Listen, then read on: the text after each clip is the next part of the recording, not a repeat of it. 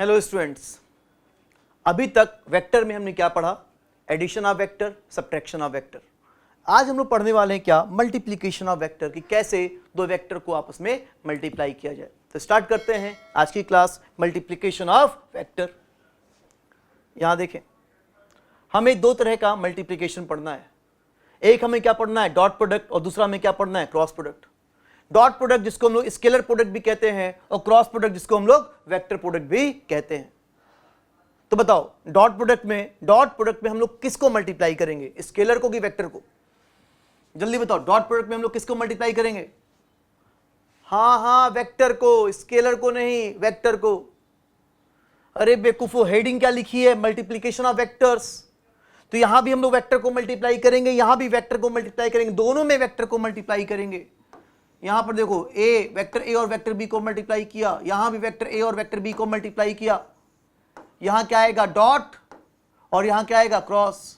हाँ, इसके मल्टीप्लिकेशन का आंसर जो होगा वो क्या होगा? स्केलर। और इसके मल्टीप्लिकेशन का जो आंसर होगा वो क्या होगा? वेक्टर। इसलिए आंसर स्केलर है, इसलिए नाम क्या पड़ा? Scalar product. आंसर वेक्टर है, इसलिए इसका नाम क्या पड़ा? Vector product. लेकिन दोनों में ही मल्टीप्लाई किसको कर रहे हैं? वेक्टर को। तो सबसे पहले हम लोग बात करेंगे डॉट प्रोडक्ट की। तभी हमने क्या सीखा? Dot product of two vector quantities is a scalar quantity. दो वेक्टर क्वांटिटी का डॉट प्रोडक्ट जो होगा वो क्या होगा? स्केलर। याद रखना इस बात को, ठीक है? एक एग्जांपल करते हैं इस डॉट प्रोडक्ट का, एक एग्जांपल करें। क्या हो एग्जांपल? यहां पे देखो, यहां पे तुम देख सकते हो क्या? फोर्स डिस्प्लेसमेंट का ये डॉट प्रोडक्ट है। फोर्स क्या होता है? फोर्स वेक्टर एफ क्या है? Force vector. एस क्या है? Displacement vector. तो फोर्स और डिस्प्लेसमेंट का डॉट प्रोडक्ट क्या दिया? डब्ल्यू। ये फॉर्मूला आप लोग पढ़ोगे, आगे एक टॉपिक है वर्क पावर एनर्जी, उस टॉपिक में इसको आप लोग डिटेल में अच्छे से पढ़ोगे। तो डब्ल्यू इक्वल्स टू क्या है? F dot S. एफ क्या है? फोर्स वेक्टर, एस क्या है? डिस्प्लेसमेंट वेक्टर, और डब्ल्यू क्या होता है? वर्क। और पढ़ोगे आप लोग कि जो वर्क होता है वो क्या होता है? स्केलर। तो जो वर्क है वो क्या हुआ? स्केलर। इस एग्जांपल से क्लियर है कि दो वेक्टर का डॉट प्रोडक्ट हमें क्या मिल गया? स्केलर, स्केलर क्वांटिटी, जो अभी हमने पढ़ा। ठीक, अब इसको सॉल्व कैसे करेंगे वो देखने जा रहे हैं हम लोग। यहां पर देखो आप लोग, सिंपल सिर्फ इसको देखो, ये जो नीचे लिखा उसको भूल जाओ, कुछ खास बात नहीं लिखी हुई है। यहां पे देखें आप, देखो ए डॉट बी, दो वेक्टर का डॉट प्रोडक्ट, क्या होगा उसका आंसर? तो याद रखना, ए डॉट बी जो होगा, जो ए डॉट बी होगा वो क्या होगा? सबसे पहले उसका आंसर क्या होगा? वेक्टर ए का मैग्नीट्यूड इनटू वेक्टर बी का magnitude into cos theta. Theta क्या होगा? वेक्टर ए और वेक्टर बी के बीच का एंगल। थीटा कहलाएगा वेक्टर ए और वेक्टर बी के बीच का एंगल। ए के मैग्नीट्यूड को सिर्फ ए लिख सकते हैं, बी के मैग्नीट्यूड को बी लिख सकते हैं। तो इस तरह से ए डॉट बी जो हो गया वो कितना हो गया? A B cos theta.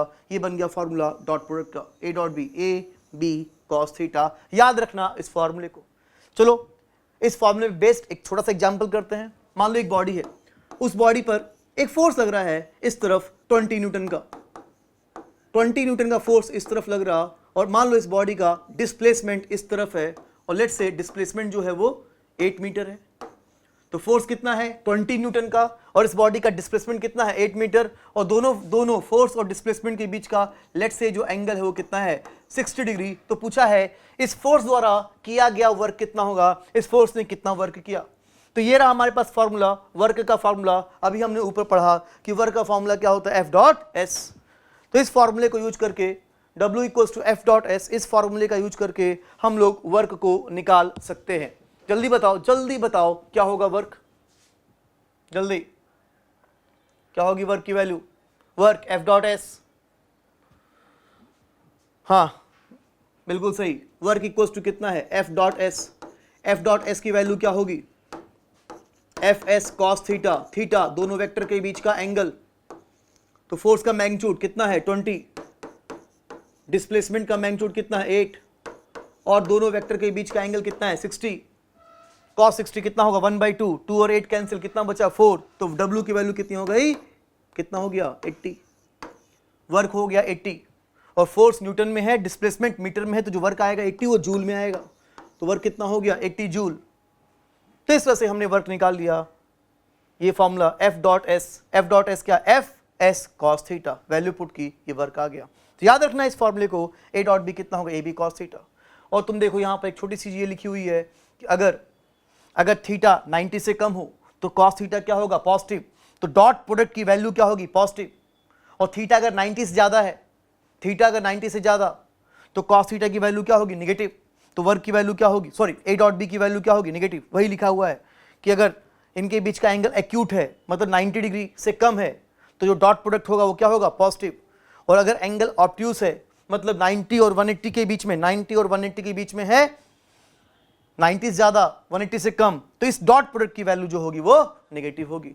तो ये हमारा डॉट प्रोडक्ट का एक सिंपल सा फॉर्मूला, बहुत सिंपल सा फॉर्मूला है, इसको आप लोग को याद रखना है। ए डॉट बी कितना, ए बी कॉस थीटा। अच्छा, अब तुम मुझे ये बताओ कि ए डॉट बी और बी डॉट ए इक्वल होगा क्या डिफरेंट होगा, जल्दी बताओ। ए डॉट बी ये सेम होगा या इक्वल होगा कि इक्वल नहीं होगा, जल्दी बताओ क्या होगा। A dot B equals to B dot A होगा या नहीं होगा। ए डॉट बी कितना होता है, ए डॉट बी कितना होगा, A B cos theta. B dot A कितना होगा, बी ए कॉस थीटा। ठीक है, तो ये देखो ये दोनों आपस में क्या है, इक्वल। तो बिल्कुल सही, A dot B is equal to क्या होगा, बी डॉट ए। और A dot B equal to B dot A का मतलब हुआ कि ये क्या कहलाएगा, ये क्या कहलाएगा, it is commutative. It is commutative, मैं डॉट प्रोडक्ट कम्यूटेटिव लॉ को फॉलो कर रहा। A dot B equal to B dot A, इसका मतलब ये क्या होगा, कम्यूटेटिव। ठीक है, अच्छा, और इसको मैं अंदर ले जाऊं तो ये क्या हो जाएगा, A dot B plus A dot C, मतलब ये चीज और ये चीज आपस में इक्वल है, और ये इक्वल है तो इसको बोलते हैं कि इट इज डिस्ट्रीब्यूटिव। तो याद रखना इस चीज को, ठीक। A dot B equal to B dot A, तो ये कहलाएगा कम्यूटेटिव, और इसको ऐसे ओपन कर सकते हैं इस तरह से, तो इट इज डिस्ट्रीब्यूटिव। तो ये सिंपल सा फॉर्मूला। आगे बढ़ते हैं हम लोग, कुछ केसेस देखते हैं। केस 1, यहां पर देखो case 1, A dot A, A dot A. तो यहां पर बताओ, जल्दी बताओ, ए डॉट ए की वैल्यू मैं क्या लिखूं, फटाफट। ए डॉट ए की वैल्यू मैं क्या लिखूं, तो ए डॉट ए क्या होगा, पहले वेक्टर का मैग्नीट्यूड कितना, ए, फिर दूसरे वेक्टर का मैग्नीट्यूड वो भी कितना, ए, और फिर cos theta. A dot B क्या होता है, ए बी कॉस थीटा, इसका मैग्नीट्यूड ए, इसका मैग्नीट्यूड ए, और थीटा दोनों के बीच का एंगल, और दोनों के बीच का एंगल कितना है, क्या लिखूं, बिल्कुल सही, कितना, 0। कैसे 0, अरे पहला वेक्टर, मान लो वेक्टर ए है, मान लो कि ये क्या है, वेक्टर ए, तो पहला वेक्टर किधर है, राइट। दूसरा वेक्टर भी यही है, तो ये भी क्या है, राइट। पहला भी राइट है, दूसरा भी राइट है, दोनों राइट, तो उनके बीच का एंगल कितना होगा, 0, और कॉस 0 कितना होगा, 1। तो यहां से हमने देखा vector A dot vector A, इसकी वैल्यू कितनी होगी, ए स्क्वायर। तो case 1, vector A dot vector A, इसकी वैल्यू ए स्क्वायर। ठीक है, नोट्स बनाएंगे आप लोग, प्रॉपरली नोट्स बनाएंगे। ये सब कुछ ये बहुत सिंपल सा है, डॉट प्रोडक्ट बहुत सिंपल है, तो आप लोग पढ़ते पढ़ते साथ साथ नोट्स बना सकते हैं। लेकिन इन केस अगर आप साथ साथ नोट्स नहीं बना रहे हो तो वीडियो को थोड़ी देर के रोक के आप नोट्स कंप्लीट कर सकते हो। नोट्स बनाना बहुत जरूरी, मैं पहले भी कई बार कह चुका हूं कि नोट्स बनाना बहुत जरूरी है।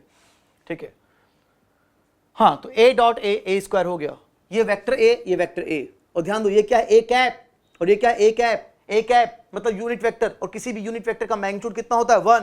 तो बताओ ए कैप डॉट ए कैप कितना होगा, कितना होगा, बिल्कुल सही, पहले का मैग्नीट्यूड कितना है, 1, दूसरे का मैग्नीट्यूड 1, हाँ, दूसरे का मैग्नीट्यूड 1, और दोनों के बीच का एंगल, अरे दोनों सेम वेक्टर है, अगर ये राइट है तो ये भी तो वही हो है, राइट, और राइट के बीच का एंगल कितना होगा, 0।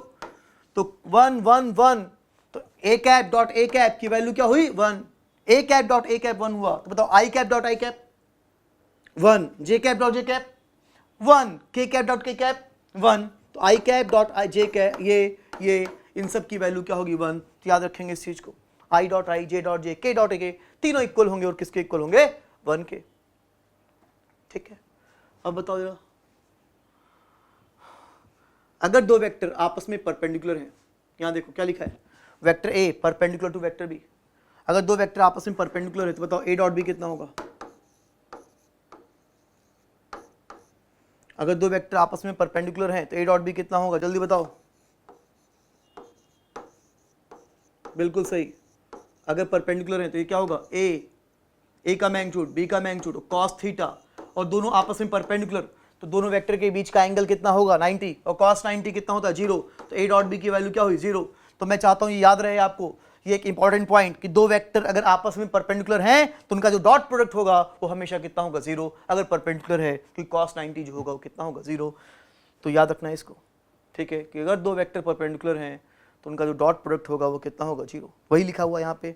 If two vectors are orthogonal, orthogonal कहो या परपेंडिकुलर कहो, बात एक ही है। If two vectors are orthogonal और perpendicular to each other, then the dot product of two vector is, क्या लिखूं यहाँ, क्या लिखूं, 0। बिल्कुल, इन दोनों का जो डॉट प्रोडक्ट होगा वो कितना होगा, 0। ठीक है, इसको प्रॉपरली नोट्स बनाना है आपको। ठीक, अब तुम जरा बताओ, अगर A perpendicular B, A dot B 0 है, तो जरा बताओ यहाँ पे कि आई डॉट जे कितना होगा, I dot J 0, J dot के बिल्कुल सही 0, के डॉट के 0, क्योंकि आई डॉट जे एक्स और वाई परपेंडिकुलर, वाई और जेड परपेंडिकुलर, जेड और एक्स परपेंडिकुलर, और दो वेक्टर अगर परपेंडिकुलर हैं तो उनका जो डॉट प्रोडक्ट होगा वो कितना होगा, 0। तो I dot J, J dot के डॉट आई, इनकी वैल्यू जो होगी वो कितनी होगी, 0। सही है। चलो अभी केस 4 इसको बता दे रहा हूं। ये देखो, ये वेक्टर है और ये यूनिट वेक्टर है। ये vector A dot B cap है, vector A dot B cap, बोल इसकी वैल्यू क्या लिखूं, vector A dot B cap क्या लिखूं इसकी वैल्यू, बोलो बोलो। पहले का मैग्नीट्यूड ए, दूसरे का मैग्नीट्यूड 1, यूनिट वेक्टर उसका मैग्नीट्यूड 1, और लेट्स से दोनों के बीच का एंगल कितना है, थीटा, तो ये कितना कॉस थीटा, तो ये वैल्यू कितनी हुई, इस तरह से ये वैल्यू कितनी हुई, ए कॉस थीटा। बहुत अच्छे। चलो अब इसकी बात करो, ए कैप डॉट वेक्टर बी कितना होगा, ए कैप डॉट वेक्टर बी कितना होगा। हाँ, तो पहले का मैग्नीट्यूड 1, दूसरे का मैग्नीट्यूड बी, और दोनों के बीच का एंगल थीटा, तो कितना होगा, B cos theta. 1 into B cos theta, तो वैल्यू कितनी होगी, बी कॉस थीटा। समझ गए, ये वेक्टर है, ये यूनिट वेक्टर, ये यूनिट वेक्टर और ये वेक्टर। अभी लास्ट ये देखो, ये भी ए कैप और ये भी बी कैप, दोनों यूनिट वेक्टर। ए कैप डॉट बी कैप क्या होगी इसकी वैल्यू, जल्दी, ए कैप डॉट बी कैप क्या होगी इसकी वैल्यू। सही है, पहले का मैग्नीट्यूड 1, दूसरे का मैग्नीट्यूड 1, लेकिन इनके बीच का एंगल 90 नहीं है। क्या पता ए कैप और बी कैप के बीच का एंगल 90 हो ना हो, क्या पता 0 भी ना हो। तो लेट से हो सकता है कि इनके बीच का एंगल कितना हो, थीटा। तो ये कितना हुआ, कॉस थीटा। तो इसका आंसर सिर्फ और सिर्फ क्या होगा, सिर्फ क्या होगा, ना इसका आंसर 0 हुआ, ना इसका आंसर 1 हुआ, इसका आंसर सिर्फ क्या हुआ, कॉस थीटा। थीटा क्या होगा, इनके बीच का एंगल। तो इस तरह से ये कंप्लीट होता हमारा क्या, केस 4। केस 1, केस 2, केस 3 देखा और ये केस 4 देखा। ठीक है, समझ में आ रहा होगा आप लोग को। बहुत इजी है, डॉट प्रोडक्ट बहुत सिंपल, एक ही फॉर्मूला है, A dot B equals to A B cos theta. तुरंत इस तरह से आंसर आ रहा है। तो चलो कुछ और आगे बढ़ते हैं। क्या लिखा है, इन टर्म्स ऑफ कंपोनेंट। यहाँ पे आप देख सकते हो कि वेक्टर ए इक्वल्स टू क्या है, a1i plus a2j plus a3k। Vector B equals to क्या है, b1i plus b2j plus b3k। हमें निकालना ए डॉट बी निकालना है। तो वेक्टर ए को मैंने क्या लिखा, a1i plus a2j plus a3k, और वेक्टर बी को मैंने क्या लिखा, b1i plus b2j plus b3k। Vector A dot vector B ये निकालना है। ठीक है, चलो निकालते हैं। इस ए डॉट बी की वैल्यू कितनी होगी, लेकिन उसके पहले तुम मुझे ये बताओ, 3i cap dot 2i cap की वैल्यू कितनी होगी, जल्दी। 3i cap dot 2i cap की वैल्यू, इस बिल्कुल सही कह रहे हो तुम। ये क्या होगा, 6i cap dot i cap, और i डैप 3 इंटू 2 6 हो गया, और i डॉट i कितना हो गया, 1। तो फाइनली इसका आंसर कितना हो गया, 6। अच्छा, 3i cap dot 4k cap क्या होगा इसका आंसर। ये i डॉट और यहां k है, तो इट क्या होगा, 12i डॉट k, और i डॉट k क्या था, 0। i डॉट k क्या था, 0। तो इसकी वैल्यू जो होगी वो कितनी होगी, 0। i dot i 1, j dot j 1, k dot k 1, बाकी combination 0। i dot j dot k dot i, इसकी वैल्यू अभी हमने पढ़ी क्या थी, 0 थी। तो i डॉट k क्या हुआ, 0। तो उसी बेसिस पे आगे बढ़ते हुए इसको हम ओपन करेंगे। जल्दी से तुम लोग इसको ओपन करो। ठीक है, कि इसको देखो, यहाँ पे मल्टीप्लाई करोगे तुम, इसको इससे मल्टीप्लाई करोगे, फिर तुम इसको इससे मल्टीप्लाई करोगे, फिर इसको तुम इससे मल्टीप्लाई करोगे। ठीक है, फिर वही काम इसके लिए करोगे, फिर वही काम इसके लिए करोगे, और देखो तो सब कुछ मल्टीप्लाई करने के बाद क्या आंसर आ रहा है। जल्दी निकालो, वीडियो को रोक के जल्दी से इसका देखो कि आंसर क्या आ रहा है।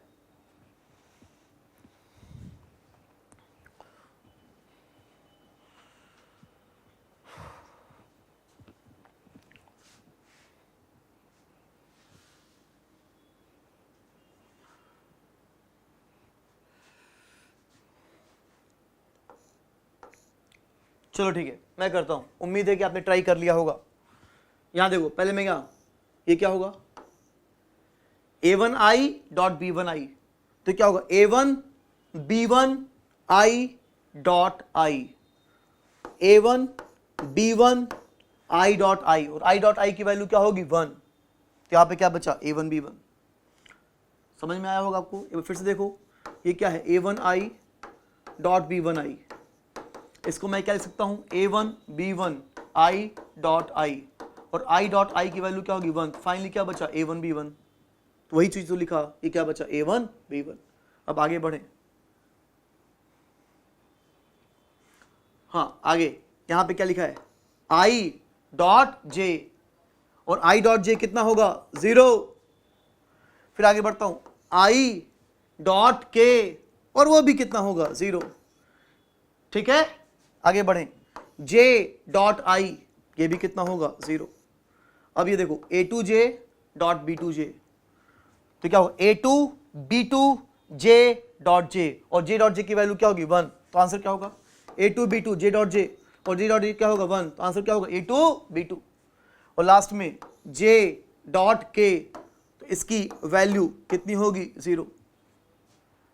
आगे बढ़े, फिर क्या होगा k डॉट i, और k डॉट i कितना होगा 0, k डॉट j कितना होगा 0, और लास्ट में a3 b3 k dot k, a3 k dot b3 k, तो a3 b3 k dot k 1, तो आंसर कितना हो गया a3 b3। तो फाइनली जो आंसर बचा वो a डॉट b का आंसर, फाइनली जो आंसर आया a डॉट b तो निकाल रहे हैं हम लोग, इस a डॉट b का आंसर कितना आया a1 b1 plus a2 b2 plus a3 b3। अगर ये वेक्टर दे रखा है कंपोनेंट्स के रूप में कितना x में y में z में ऐसे, तो a डॉट b का जो आंसर आया वो कितना आया a1 b1 plus a2 b2 plus a3 b3। और ये फॉर्मूला आपको याद रहना चाहिए, आपके पास इतना टाइम नहीं कि बैठ के सब इतनी मेहनत करें, ये सब काम नहीं करना है आपको। अभी तो नोट्स बनाते वक्त तो करना है, लेकिन क्वेश्चन सॉल्व करते वक्त नहीं करना, डायरेक्ट लिखना है आपको a dot b a1 b1 plus a2 b2 plus a3 b3। याद रखना कैसे, ये रहा a, ये रहा b, a dot b a1 b1 plus a2 b2 plus a3 b3। इस तरह से हमारा ये आंसर याद रहेगा। जल्दी इसको लिख लो, इसको अपनी कॉपी पे नोट कर लेंगे।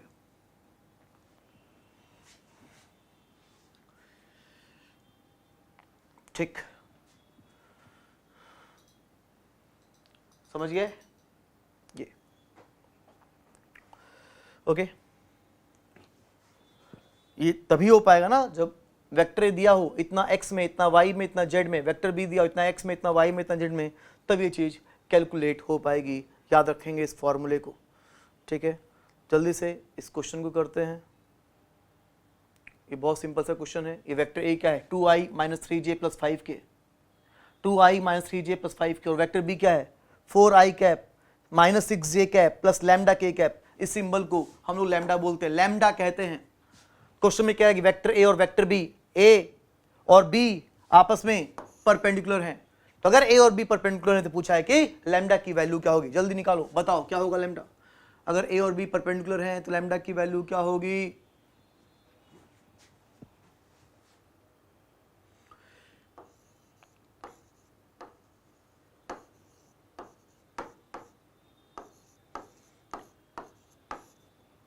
आया आंसर जल्दी।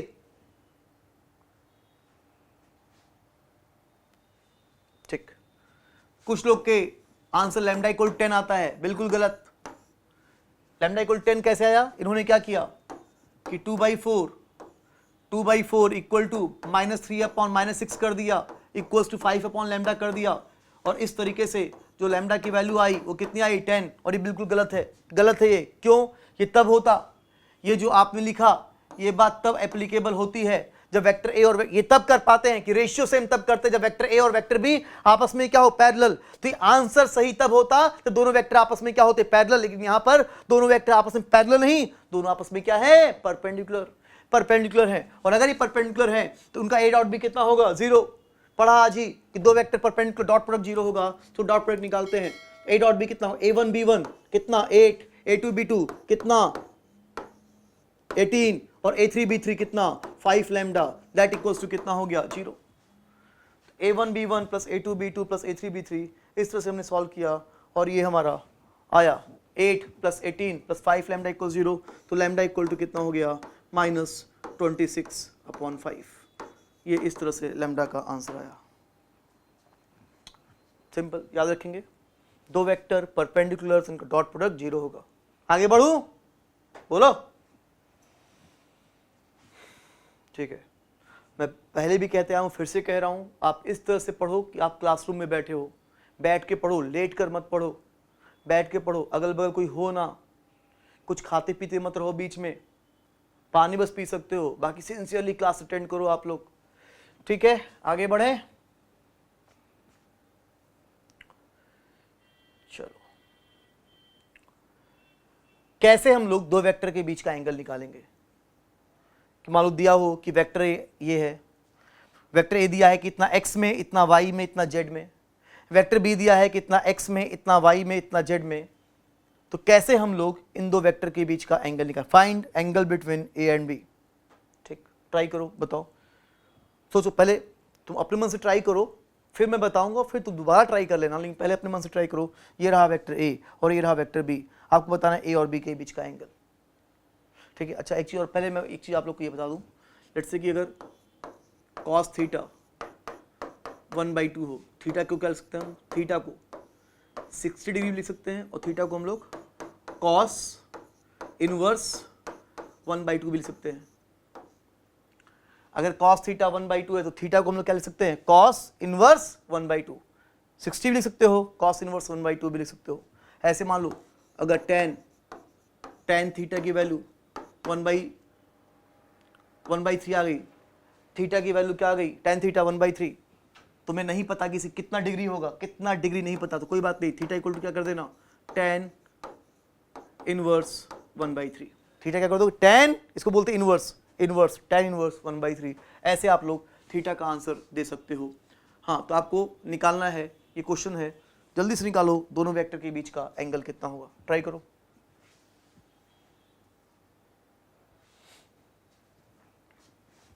ये रहा क्वेश्चन।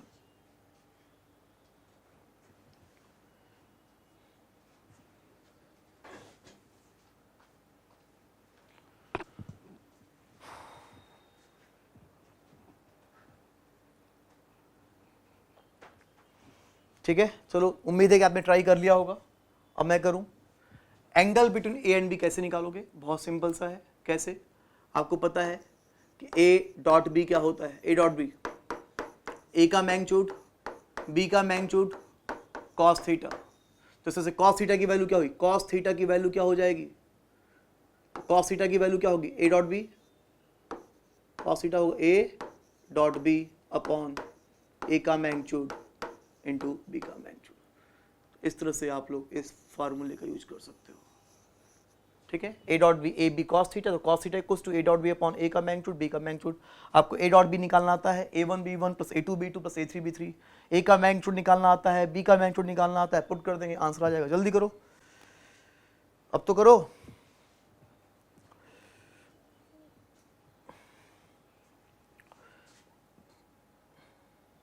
ठीक है, चलो मैं करता हूं, एंगल निकालते हैं। चलो यहां निकाल रहा हूं मैं।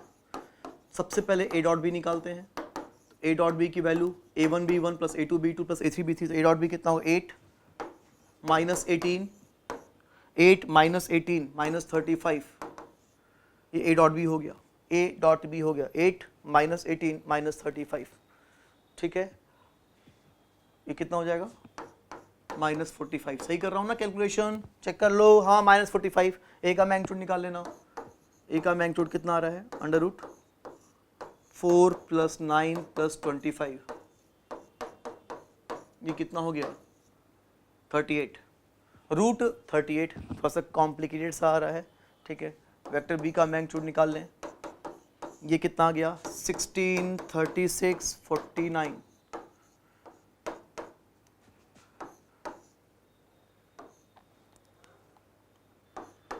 सही कर रहा हूं? कैलकुलेशन चेक कर लो, कैलकुलेशन चेक कर लो। ठीक है, ये √101, बस अब हो गया। cos theta equals to A dot B. A dot B कितना है? ए डॉट बी क्या लिखूं मैं? -45। ए का मैग्नीट्यूड कितना लिखूं, √38, बी का मैग्नीट्यूड क्या लिखूं, √101। तो बस तो थीटा कहलाएगा क्या, कॉस इनवर्स, थीटा कहलाएगा कॉस इनवर्स -45 अपॉन √38 अपॉन √101। ये आ गया। इस तरह से हमने निकाल लिया दोनों वेक्टर के बीच का एंगल।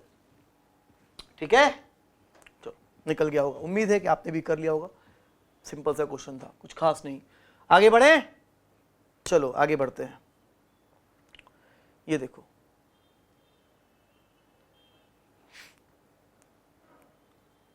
ये हमारा वेक्टर ए और ये वेक्टर बी, वेक्टर ए और ये वेक्टर बी, और दोनों वेक्टर के बीच का एंगल कितना है, थीटा। मैंने क्या किया, मैंने बी के हेड से ए पर परपेंडिकुलर ड्रॉप किया। बी के हेड से ए पर मैंने परपेंडिकुलर ड्रॉप किया, तो बताओ यहां से यहां तक ये लेंथ कितनी होगी। बी के हेड से मैंने यहां पे परपेंडिकुलर ड्रॉप किया, तो बताओ ये लेंथ कितनी होगी। बिल्कुल सही, कितनी, बी कॉस थीटा।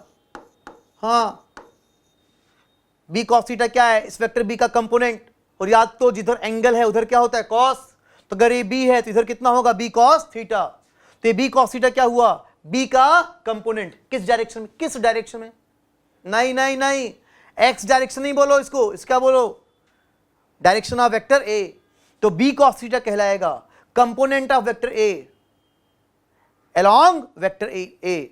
फिर से शायद मैं कुछ गलत बोल गया, फिर से, बी कॉस थीटा कहलाएगा component of vector be in the direction of vector A. ये कहलाएगा बी का कंपोनेंट ए की तरफ, ए के डायरेक्शन में, बी कॉस थीटा। और इसको हम लोग कंपोनेंट तो कहते ही हैं, ये क्या क्या, ये बी कॉस थीटा, जो बी कॉस थीटा है, ये बी कॉस थीटा क्या कहलाएगा, component of vector B along vector A. ये तो कंपोनेंट हो गया। इसको हम लोग प्रोजेक्शन भी कहते हैं, प्रोजेक्शन, परछाई, प्रोजेक्शन। तो बताओ ये किसका प्रोजेक्शन है, ये बी कॉस थीटा किसका प्रोजेक्शन है, ए का कि बी का। ऑब्वियसली यहां से लाइट भेजोगे तो ये बी कॉस थीटा किसका प्रोजेक्शन है, बी का। किसके ऊपर, किसके ऊपर है प्रोजेक्शन, ए के ऊपर। तो बी कॉस थीटा को कंपोनेंट तो कहते ही कहते हैं, लेकिन साथ साथ और क्या बोलते हैं, projection of B on A, projection of B on A, इसको प्रोजेक्शन भी कहा जाता है। अब तुम बताओ इस बी कॉस थीटा को मैं क्या बोल सकता हूं, बी कॉस थीटा को मैं क्या लिखूं, vector A dot vector B लिखूं, A cap dot B cap लिखूं, कि A cap dot vector B लिखूं, कि vector A dot B cap के लिखूं। बताओ मैं क्या लिखूं। बी कॉस थीटा किसके इक्वल है, इसके, फर्स्ट के, सेकंड के, थर्ड के, कि फोर्थ के, किसके, सही सोचा आपने, किसके, थर्ड के इक्वल है ये बी कॉस थीटा। हाँ, कैसे, याद करो, आज ही हमने किया। पहले का मैग्नीट्यूड कितना होगा 1, दूसरे का मैग्नीट्यूड कितना होगा b, और दोनों के बीच का एंगल थीटा, तो कितना हो गया बी कॉस थीटा। तो बी कॉस थीटा क्या बोल सकते हैं, ए कैप डॉट वेक्टर बी। तो बी कॉस थीटा को मैंने क्या बोल दिया, बी कॉस थीटा को, चलो यहां लिख दे रहा हूं, A cap dot vector B that equals to, ये लिख देना, A cap dot vector B is equals to B cos theta. ये हो गया, ठीक है। तो कहलाएगा projection of B on A. समझ गए, चलो अच्छी बात है। ऐसे ही अगर तुम यहां देखो, हाँ, मान लो कि ये आपका वेक्टर ए है, ठीक, और लेट्स से ये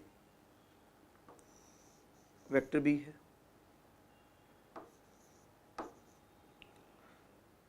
एक मिनट फिर से देखो, हाँ, तो ये कौन है, वेक्टर ए और ये वेक्टर बी, और इन दो वेक्टर के बीच का लेट्स से एंगल कितना है, थीटा।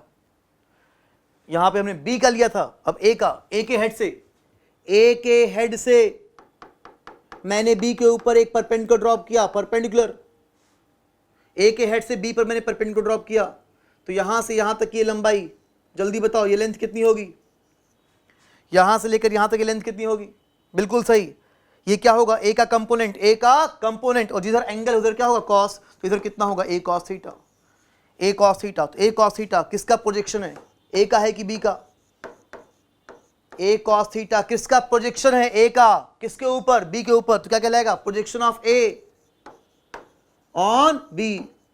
और इसको कंपोनेंट बोल सकते हैं, कंपोनेंट, किसका कंपोनेंट है, ए का, कंपोनेंट ऑफ वेक्टर ए, किसके पैरेलल, किसके पैरेलल, अलोंग वेक्टर बी। तो ए कॉस थीटा कहलाएगा ए का कंपोनेंट बी के पैरेलल, इसको प्रोजेक्शन भी कह सकते हैं। और इस ए कॉस थीटा को हम लोग और क्या लिख सकते हैं, जैसे इसको लिखा था, इसको यहां पे क्या लिखूं मैं, बोलो, बिल्कुल सही सोच रहे हो, vector A dot B cap, ये हो गया vector A dot B cap.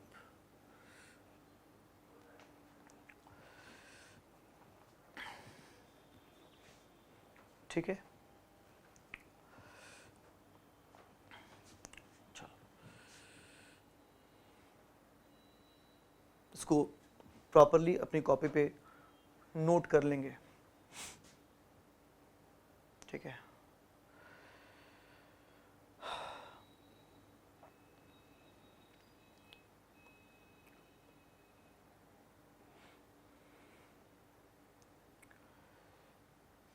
एक क्वेश्चन करते हैं।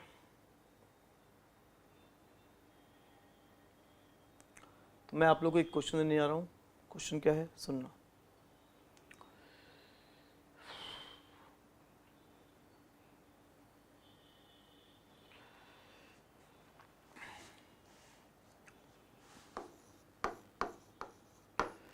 अच्छा, तो एक चीज देख लो, मान लो कि कोई vector A equals to 6i plus 8j minus 5k हो। मान लो कोई वेक्टर ए इक्वल्स टू कितना है, 6i plus 8j minus 5k। तो इस वेक्टर का x कंपोनेंट क्या होगा, x कंपोनेंट बोलो, इस वेक्टर का कंपोनेंट इन x डायरेक्शन। हाँ, तो इसका कंपोनेंट इन x डायरेक्शन क्या लिखूं, 6, बिल्कुल। इसका कंपोनेंट x डायरेक्शन में कितना होगा, 6। क्या इसके कंपोनेंट को मैं 6i कैप बोल सकता हूं, 6i कैप। हाँ, अगर कंपोनेंट पूछा है, x डायरेक्शन में कंपोनेंट पूछा है, तो आप 6 बोलोगे तो भी सही है, 6i कैप बोलोगे तो भी सही है। x डायरेक्शन में कंपोनेंट 6 भी कह सकते हो, 6i भी कह सकते हैं। लेकिन अगर कह दिया कि कंपोनेंट, अगर ये कह दिया कि कंपोनेंट इन x डायरेक्शन, लेकिन कौन सा कंपोनेंट, वेक्टर कंपोनेंट बोल दिया, vector component, vector component x direction, component के आगे क्या लिखा हुआ है, vector, vector component in x direction, तो फिर आपको सिर्फ और सिर्फ फिर 6 बोलने से काम नहीं चलेगा, 6 नहीं बोलेंगे, फिर आपको क्या बोलना पड़ेगा, 6i कैप। मतलब जिस डायरेक्शन में कंपोनेंट है, जिस डायरेक्शन में कंपोनेंट है, उसका आपको यूनिट वेक्टर दिखाना जरूरी है। फिर से अगर सिर्फ कंपोनेंट बोला तो आप 6 भी कह सकते हो, 6i कैप भी कह सकते हो। लेकिन अगर वेक्टर कंपोनेंट बोल दिया x डायरेक्शन में, तो आपको x डायरेक्शन का यूनिट वेक्टर भी लिखना पड़ेगा, अगर वेक्टर कंपोनेंट कह दिया तो। ठीक है, तो ऐसे ही एक क्वेश्चन में दे रहा हूं आप लोग को। क्वेश्चन क्या है कि vector a equals to 2i minus 3j plus 6k cap है। वेक्टर a क्या है, 2i minus 3j plus 6k, और वेक्टर b इक्वल्स टू, मान लो लेट से दे रखा है 3i प्लस 4j। बहुत सिंपल सा ले रहा हूं कैलकुलेशन, ये दो वेक्टर हैं, पूछा है फाइंड वेक्टर कंपोनेंट, कंपोनेंट नहीं, vector component, find vector component of vector a along vector b। मतलब आपको बताना है a का कंपोनेंट b के पैरेलल बताना है कि a का कंपोनेंट b के पैरेलल कितना होगा। जल्दी निकालो, वीडियो को रोक के आराम से सॉल्व करो, गलती मत करना। कंपोनेंट पूछा, लेकिन कौन सा कंपोनेंट पूछा है, वेक्टर कंपोनेंट, मतलब यूनिट वेक्टर का भी रोल है। Find vector component of a along b, a का वेक्टर कंपोनेंट b के पैरेलल क्या होगा। रोको वीडियो को, सॉल्व करो।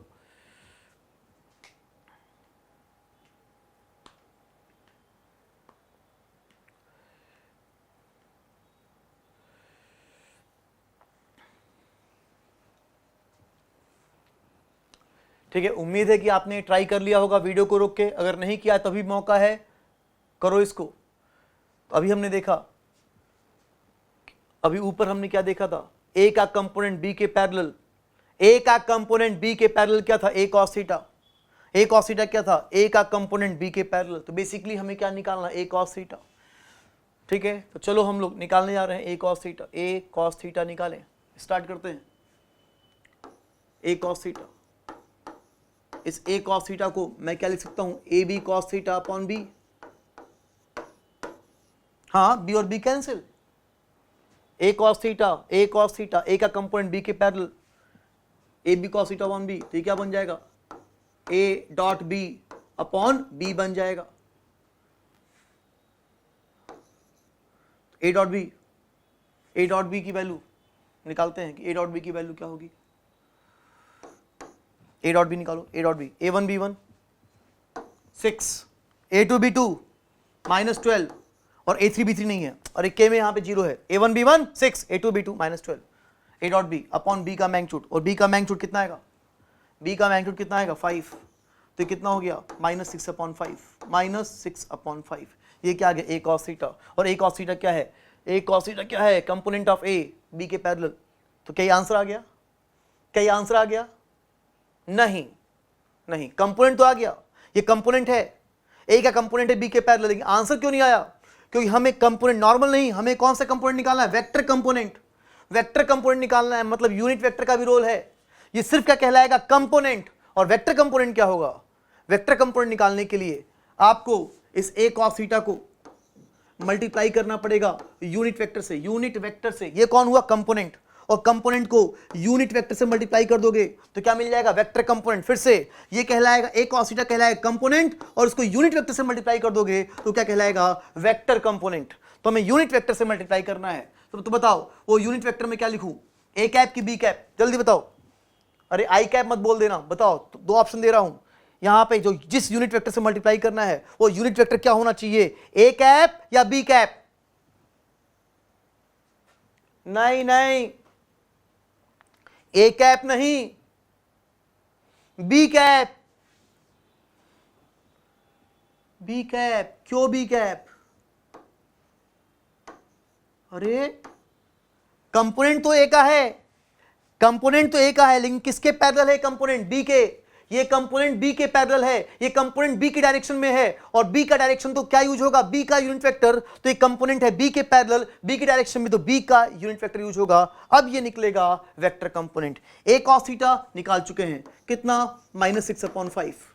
ठीक, और बी कैप निकालो। बी कैप कैसे, यूनिट वेक्टर कैसे निकलता है, वेक्टर को डिवाइड करना पड़ेगा उसी के मैग्नीट्यूड से, वेक्टर को डिवाइड कर देंगे उसी के मैग्नीट्यूड से। तो बी कैप की वैल्यू, बी कैप की वैल्यू क्या होगी, 3i कैप।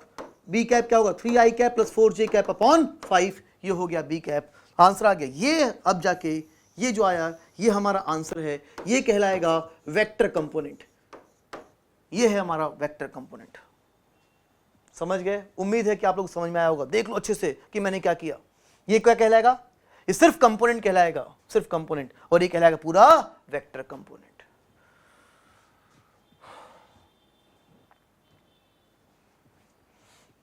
ठीक,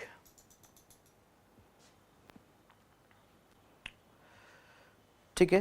तो यहां पर ये हमारा प्रॉपरली कंप्लीट होता है डॉट प्रोडक्ट। डॉट प्रोडक्ट यहां पे कंप्लीट होता है। अब आगे हम लोग बात करेंगे किसकी, क्रॉस प्रोडक्ट की। डॉट प्रोडक्ट कंप्लीट हुआ, दो तरह का मल्टीप्लिकेशन पढ़ना था, डॉट और क्रॉस। डॉट की बात कंप्लीट होती है। अब आगे जो हम लोग बात करेंगे वो किसकी बात करेंगे, क्रॉस प्रोडक्ट की बात करेंगे।